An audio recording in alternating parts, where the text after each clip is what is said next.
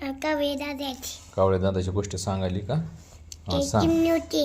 हम्म, चिमणीचं गण होतं मेणाचं, हम्म, कावळ्याचं होतं शेणाचं.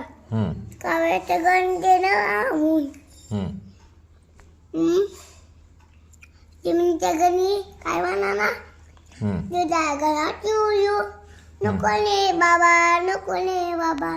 मग चिमणी बनाना टोटो घातली, हम्म, दूध पिळती, हम्म, दूध गाण्याची. हम्म, कावळे दादानं काय केलं नसतं.